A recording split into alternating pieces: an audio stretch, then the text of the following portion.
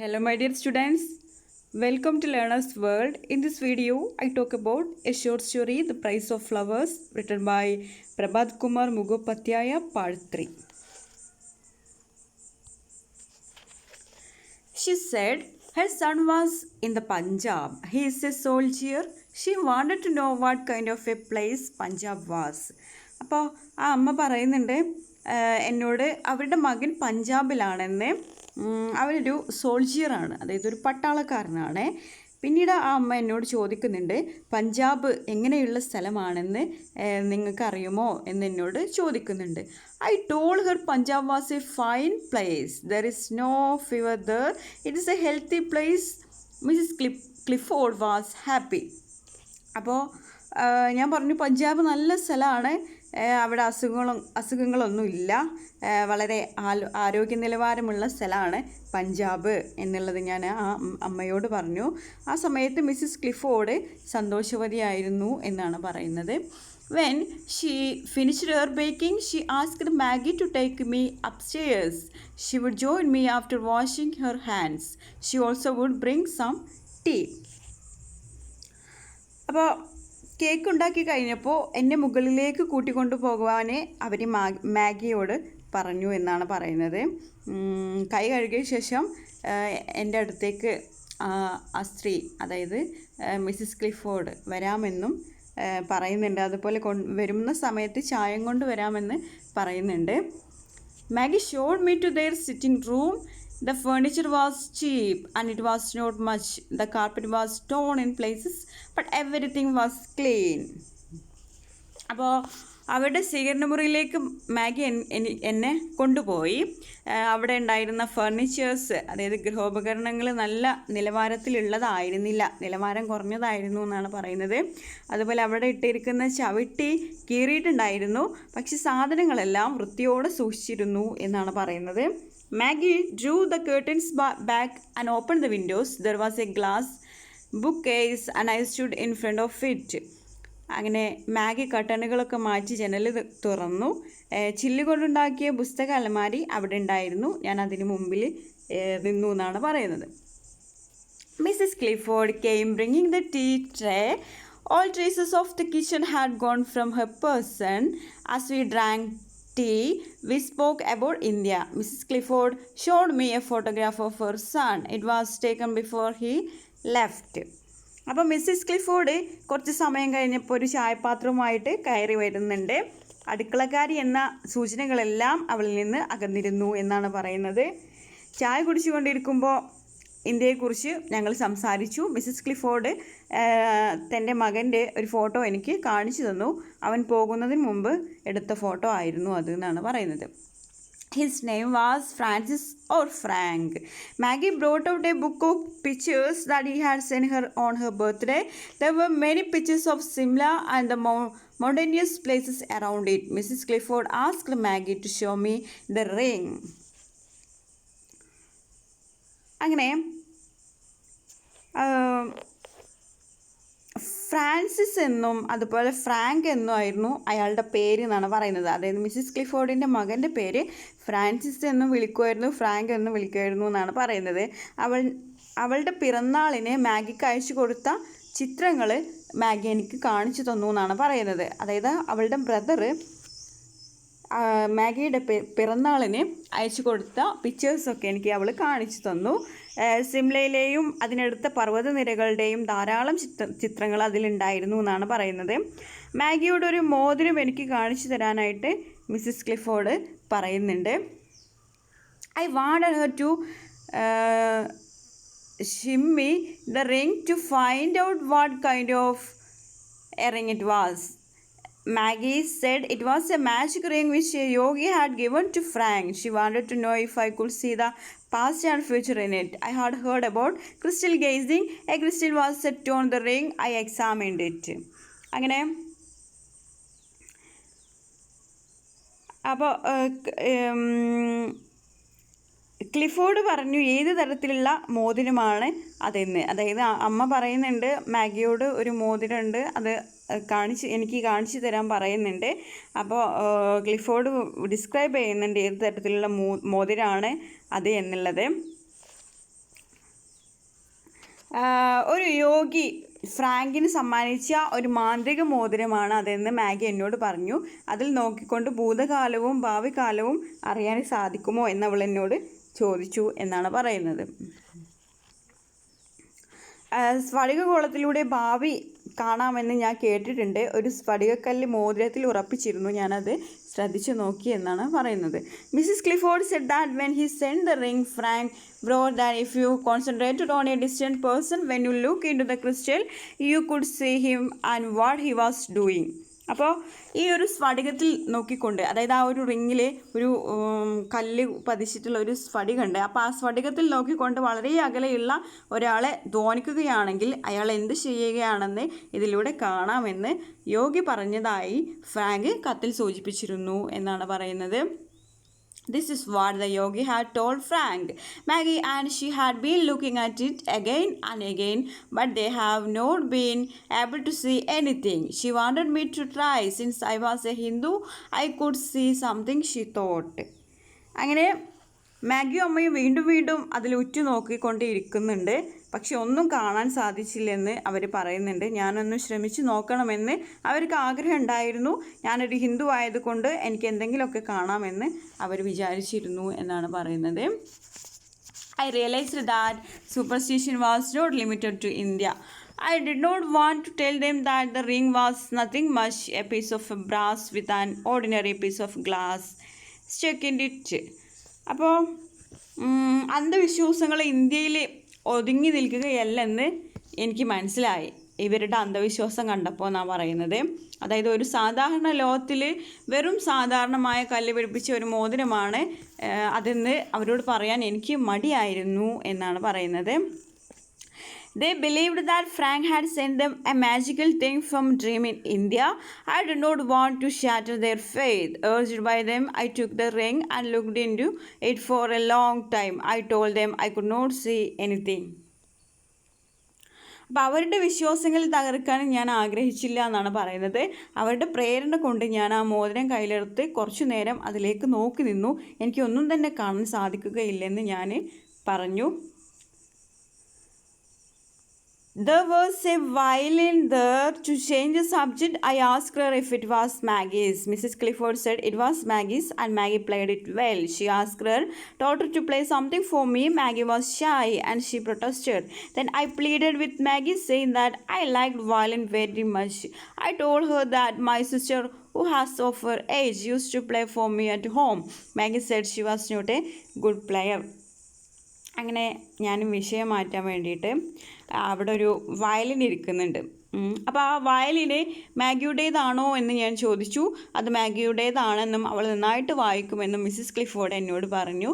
എനിക്ക് വേണ്ടി കുറച്ച് എന്തെങ്കിലും വായിക്കാനായി അവർ മാഗിയോട് പറഞ്ഞു. മാഗി നാണം കൊണ്ട് എനിക്ക് പറ്റില്ല എന്ന് പറഞ്ഞു. അവൾക്ക് ഭയങ്കര ഷൈ ആയിരുന്നു, അവൾക്ക് മടിയായിരുന്നു എന്നാണ് പറയുന്നത്. എനിക്ക് വയലിൻ ഒരുപാട് ഇഷ്ടമാണെന്ന് പറഞ്ഞ് ഞാൻ അവളോട് അഭ്യർത്ഥിച്ചു. അവളെ ഞാൻ ഫോഴ്സ് ചെയ്തു വയലിൻ പ്ലേ ചെയ്യാൻ വേണ്ടിയിട്ട്. അവളുടെ പ്രായമുള്ള എൻ്റെ സഹോദരി എനിക്ക് വേണ്ടി വയലിൻ വായിച്ച് തരാറുണ്ടെന്ന് ഞാൻ പറഞ്ഞു. അവൾക്ക് നല്ലതുപോലെ വായിക്കാൻ അറിയില്ലെന്ന് അവൾ പറഞ്ഞു. Then finally she agreed to play and asked me what I wanted to hear. I told her she could play what she chose. She brought out an old music book bound in black leather. I opened it. It contained many simple songs. Some were good but old fashions. There were several songs. I selected the Bluebells of Scotland and returned the book to her. Maggie played it and I hummed the tune. When she finished playing, I thanked her very much. അങ്ങനെ അവസാനം എൻ്റെ നിർബന്ധത്തിന് വഴങ്ങി അവൾ വായിക്കാമെന്ന് സമ്മതിച്ചു. എനിക്ക് എന്താണ് കേൾക്കാൻ ആഗ്രഹമെന്ന് അവൾ ചോദിച്ചു. അവൾക്ക് ഇഷ്ടപ്പെട്ടത് എന്തെങ്കിലും വായിക്കുവാൻ ഞാൻ അവളോട് പറഞ്ഞു. അങ്ങനെ കറുത്ത തുകലിൽ പൊതിഞ്ഞൊരു പഴയ പാട്ടുപുസ്തകം അവൾ കൊണ്ടുവന്നു. ഞാനത് തുറന്നു. അതിലൊരുപാട് ലളിതമായ പാട്ടുകളുണ്ടായിരുന്നു. ചിലതൊക്കെ വളരെ നല്ലതായിരുന്നു, പക്ഷെ കുറച്ച് പഴയതായിരുന്നു എന്നാണ് പറയുന്നത്. ധാരാളം സ്കോച്ച് ഗാനങ്ങൾ അവിടെ ഉണ്ടായിരുന്നു. ദ ബ്ലൂബെൽസ് ഓഫ് സ്കോട്ട്ലാൻഡ് എന്ന ഗാനം തിരഞ്ഞെടുത്ത് ആ ബുക്ക് ഞാൻ അവൾക്ക് തിരികെ നൽകി. അവളത് വായിച്ചപ്പോൾ ഞാൻ അതിനൊപ്പം മൂളി എന്നാണ് പറയുന്നത്. വായിച്ച് അവസാനിപ്പിച്ചപ്പോൾ ഞാൻ അവളെ പ്രശംസിച്ചു എന്നാണ് പറയുന്നത്. Okay, Mrs. Clifford said that Maggie did not have the opportunity to learn violin. She learned to play the violin herself. She added that if their circumstances improved, she would arrange for some music lessons for Maggie as I was returning home. The incident touched my heart deeply. അങ്ങനെ മാഗിക്ക് violin പഠിക്കുന്നതിന് സാഹചര്യം ലഭിച്ചിട്ടില്ലെന്ന് Mrs Clifford എന്നോട് പറഞ്ഞു. Violin വായിക്കുവാൻ അവൾ സ്വയം പഠിക്കുകയായിരുന്നു. അവരുടെ സാഹചര്യം മെച്ചപ്പെടുകയാണെങ്കിൽ മാഗിക്ക് വയലിൻ പഠിക്കുന്നതിനായി അവസരം ഒരുക്കി കൊടുക്കാമെന്ന് അവർ പറഞ്ഞു. തിരികെ വീട്ടിലേക്ക് മടങ്ങുമ്പോൾ അന്നത്തെ സംഭവങ്ങൾ എൻ്റെ ഹൃദയത്തെ വല്ലാതെ സ്പർശിച്ചു എന്നാണ് പറയുന്നത്. Then 3 months passed. I visited Maggie and her mother many times, and once I took Maggie to see the zoo. She rode the elephant and she was very happy. അങ്ങനെ 3 മാസങ്ങൾ കടന്നുപോയി. മാഗിയെയും അമ്മയും കാണാൻ ഒരുപാട് തവണ ഞാൻ പോയിരുന്നു. ഒരിക്കൽ ഞാൻ മാഗിയെയും കൂട്ടി മൃഗശാലയിൽ പോയിരുന്നു. അവൾ അവിടെ ആന സവാരി നടത്തി. അവൾക്ക് ഒരുപാട് സന്തോഷമായി എന്നാണ് പറയുന്നത്. Then no news came from her brother. Urged by Mrs. Clifford, I went to India House and made enquiries. I was told the regiment to which Frank belonged was fighting in the Northwest Frontier. അങ്ങനെ കുറേ കാലങ്ങൾ കഴിഞ്ഞു പോയി. അവളുടെ സഹോദരനിൽ നിന്ന് ഒരു വിവരവും ലഭിച്ചിരുന്നില്ല എന്നാണ് പറയുന്നത്. മിസ്സിസ് ക്ലിഫോർഡിൻ്റെ നിർബന്ധപ്രകാരം ഇന്ത്യ ഹൗസിൽ ചെന്ന് ഞാൻ വിവരങ്ങൾ അന്വേഷിച്ചു. ഫ്രാങ്ക് ഉൾപ്പെടുന്ന സേന രാജ്യത്തിൻ്റെ വടക്ക് പടിഞ്ഞാറ് അതിർത്തിയിൽ യുദ്ധം ചെയ്തുകൊണ്ടിരിക്കുകയാണെന്ന് ഞാൻ അറിഞ്ഞു. Mrs Clifford was very worried. One day I got a postcard from Maggie saying that her mother was very ഇൽ.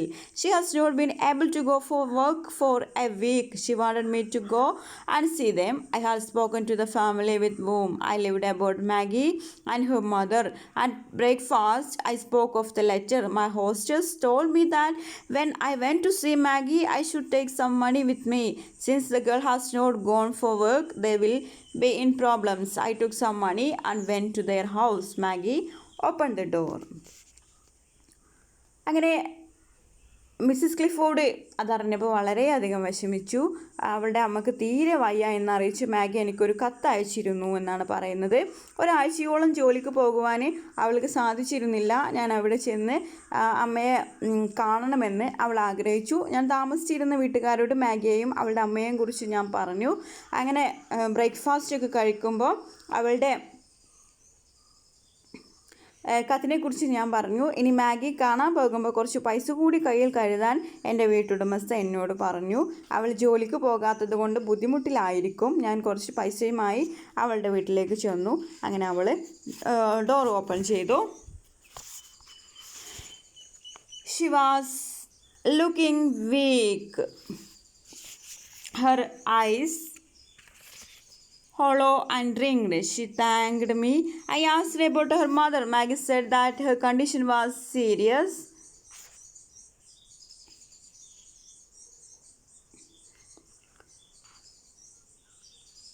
She was sleeping.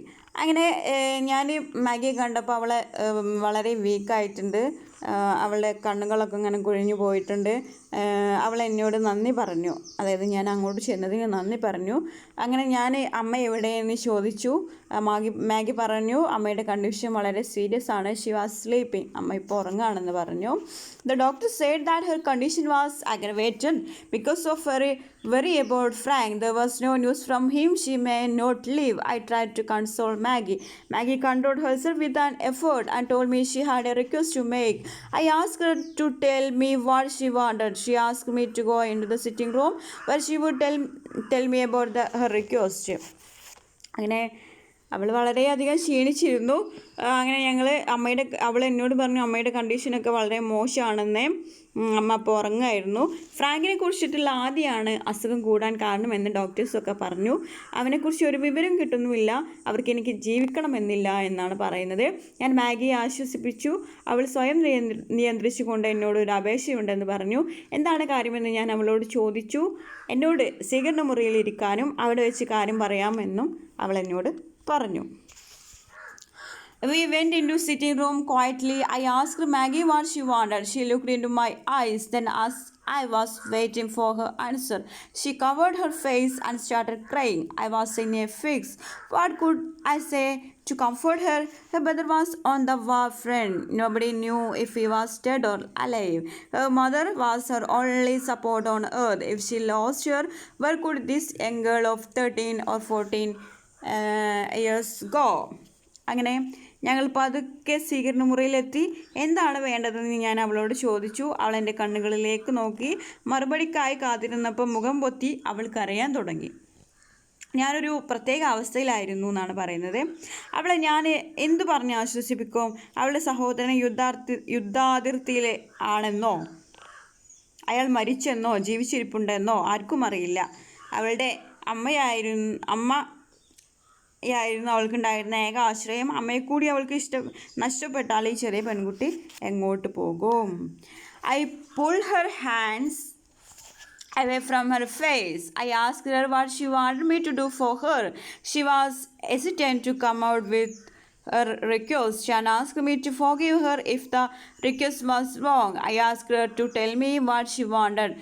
She then said that the whole day yesterday her mother was telling her that if I went to her house and looked into the crystal, I might be able to know something about her son, as I am a Hindu. അപ്പോൾ അവളുടെ മുഖത്തു നിന്ന് അവളുടെ കൈകൾ ഞാൻ എടുത്തു മാറ്റി.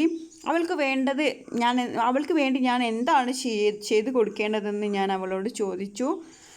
ആവശ്യം പറയുവാനായി അവൾ തിരക്ക് കൂട്ടി എന്നാണ് പറയുന്നത്. അവളുടെ ആവശ്യം തെറ്റാണെങ്കിൽ ക്ഷമിക്കണമെന്നും അവൾ എന്നോട് പറഞ്ഞു. എന്താണ് ആവശ്യമെന്ന് ഞാൻ അവളോട് ചോദിച്ചു. ഞാനൊരു ഹിന്ദു ആയതുകൊണ്ട് ആ സ്ഫടികത്തിലേക്ക് നോക്കിയാൽ ആ അമ്മയുടെ മകനെക്കുറിച്ച് എന്തെങ്കിലും അറിയാമെന്നും മറ്റും കഴിഞ്ഞ ദിവസം മുഴുവനും അമ്മ പറഞ്ഞുകൊണ്ടിരിക്കുകയായിരുന്നു എന്നാണ് പറയുന്നത്. That is why she wrote to me. I told her if she wanted me to try once more, she should fetch me the ring. She then was worried what would happen if I did not see anything. I could not give her any proper answer. അപ്പോൾ ഞാൻ അവരുടെ വീട്ടിലേക്ക് വരില്ലെന്ന് കരുതിയാണ് കത്ത് എഴുതിയത്. ഞാൻ ഒരിക്കൽ കൂടി പരീക്ഷിക്കണമെങ്കിൽ ആ മോതിരം കൊണ്ടുവരാൻ അവളോട് ആവശ്യപ്പെട്ടു. എനിക്കൊന്നും കാണാൻ സാധിച്ചില്ലെങ്കിൽ എന്ത് സംഭവിക്കുമെന്ന പേടിയും അവൾക്കുണ്ടായിരുന്നു. ഉചിതമായ ഉത്തരം അവൾക്ക് നൽകുവാൻ എനിക്ക് കഴിയില്ല എന്നാണ് പറയുന്നത്. She further told me that she had read in books that Hindus are extremely truth-loving. After looking into the crystal, she wanted me to tell her mother that Frank was all right and he was alive. Would that be too much of a lie? Would that be wrong? As she spoke, she was crying. അപ്പോൾ ഹിന്ദുക്കൾ സത്യത്തോട് വളരെ കൂറ് പുലർത്തുന്നവരാണെന്ന് വായിച്ചിട്ടുണ്ടെന്നും അവൾ എന്നോട് പറഞ്ഞു. Frank ജീവനോടെ ഉണ്ടെന്നും അവന് സുഖമാണെന്നും ആ സ്ഫടികത്തിൽ നോക്കിക്കൊണ്ട് അവളുടെ അമ്മയോട് പറയാനായി എന്നോട് ആവശ്യപ്പെട്ടു. അതൊരു വലിയ നുണയാകുമോ? അത് തെറ്റാണോ? ഇത് പറയുമ്പോൾ അവൾ കരയുകയായിരുന്നു എന്നാണ് പറയുന്നത്. I thought it over. I'm not a saint. I decided to do it. It would not be a big offense. I told Maggie to get the ring. ഞാൻ അത് ആലോചിച്ചു. ഞാനൊരു സന്യാസി അല്ല. ഞാനത് ചെയ്യുവാൻ തീരുമാനിച്ചു. അതൊരു വലിയൊരു കുറ്റമൊന്നുമല്ല. ആ മോതിരം എടുത്തു കൊണ്ടുവരാൻ ഞാൻ മാഗിയോട് പറഞ്ഞു. I told her I would look very carefully this time. Even if I didn't see anything, I would tell the mother as she had told me. God would forgive if it was wrong. Maggie brought the ring. I asked her to check if her mother was awake. She came back after 15 minutes and told me she was awake. She had told her mother that I was there. അങ്ങനെ ഞാൻ അവളോട് ആ ഒരു ring എടുത്തു കൊണ്ടുവരാൻ വേണ്ടിയിട്ട് പറഞ്ഞു. ഇത്തവണ വളരെ ശ്രദ്ധയോടെ നോക്കുമെന്ന് ഞാൻ അവളോട് പറഞ്ഞു. ഞാനതിൽ നോക്കിയിട്ട് ഒന്നും കണ്ടില്ലെങ്കിലും അവൾ ആവശ്യപ്പെട്ടതുപോലെ അമ്മയോട് പറയുമെന്നും ഞാൻ ഉറപ്പ് നൽകി. ഇതൊരു തെറ്റാണെങ്കിൽ ഈശ്വരൻ പൊറുക്കും. മാഗി മോതിരവുമായിട്ട് വന്നു. അമ്മ ഉണർന്നിരിക്കുകയാണോ എന്ന് നോക്കുവാൻ ഞാൻ അവളോട് പറഞ്ഞു. 15 മിനിറ്റിന് ശേഷം തിരികെ വന്നിട്ട് അമ്മ എഴുന്നേറ്റു എന്ന് പറഞ്ഞു. ഞാൻ അവിടെ ഉണ്ടെന്ന് അവൾ അമ്മയോട് പറഞ്ഞിരുന്നു. Maggi took me to her mother's bedside. The ring was in my hand. I told Mrs. Clifford that her son was alive and well. She wanted to know if I saw him in the crystal. Without hesitation, I told her I did see him there. Tears of happiness filled her eyes. She wished me God's blessing. അങ്ങനെ Maggi എന്നെ അമ്മയുടെ അരിയിലേക്ക് കൊണ്ടുചെന്നു. മോതിരം എൻ്റെ കൈവശമുണ്ടായിരുന്നു. അവരുടെ മകൻ ജീവനോടെ ഉണ്ടെന്നും സുഖമായിരിക്കുന്നുണ്ടെന്നും ഞാൻ പറഞ്ഞു. മിസ്സിസ് ക്ലിഫിനോട് ഞാൻ പറഞ്ഞു. അവന് സ്ഫടികത്തിൽ ഞാൻ കണ്ടോ എന്നവർ ചോദിച്ചു. യാതൊരു മടിയും കൂടാതെ അവരുടെ മകനെ കണ്ടതായിട്ട് ഞാൻ പറഞ്ഞു. സന്തോഷം കൊണ്ട് അവരുടെ കണ്ണുകൾ നിറഞ്ഞു. ദൈവം എന്നെ അനുഗ്രഹിക്കുമെന്ന് അവർ പറഞ്ഞു. Okay, I conclude here. Thank you for watching our video. If you are interested